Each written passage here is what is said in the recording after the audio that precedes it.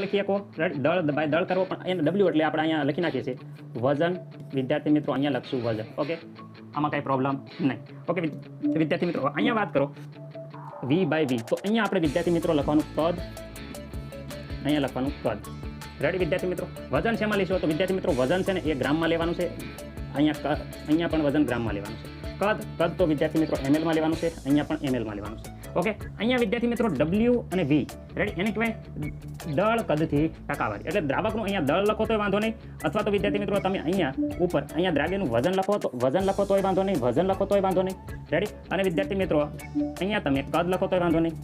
કદ કેમ? કારણ કે W બાય V વજન ભાગ્યા કદ. વજન એક ખાસ યાદ રાખજો, ગ્રામમાં લેવાનું છે. કદ છે એ ml માં લેવાનું છે. એવી જ રીતે કોપી ટુ કોપી પીપીએમમાં એ કોપી ટુ કોપી આવશે. ઉપર શું આવશે તો ઉપર વિદ્યાર્થી મિત્રો ઉપર છે એ વજન આવશે વિદ્યાર્થી મિત્રો, અને નીચે જે છે એ વિદ્યાર્થી મિત્રો કદ આવશે. શું આવશે? કદ. ઓકે, કદ. ઓકે, વજન આવશે એ વિદ્યાર્થી મિત્રો ગ્રામમાં આવશે, અહીંયા આવશે કદમાં. ઓકે, જો દળથી ટકાવારી, જ્યારે એમ કે દળથી તો વજન, અહીંયા જ્યારે કદથી ટકાવારી તો કદ. રેડી.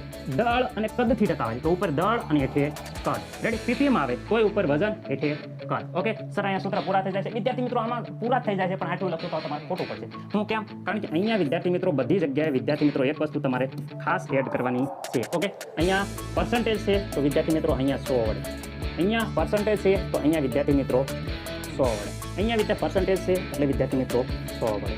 ઓકે, પણ જ્યારે અહીંયા પાર્ટ્સ પર મિલિયન વિદ્યાર્થી મિત્રો મિલિયન સબસ્ક્રાઇબ થઈ જાય એનો મતલબ થાય કે અહીંયા 10⁻6 એટલે મિલિયન થાય. 10⁻6 એટલે 1 મિલિયન થાય એટલે વિદ્યાર્થી મિત્રો 10⁻6 વડે ગુણવાના થશે. અહીંયા ટકાવારી હતું એટલે 100 વડે, ટકાવારી 100 વડે, ટકાવારી 100 વડે, પણ અહીંયા મિલિયન છે તો 10⁻6 વડે ગુણવાના.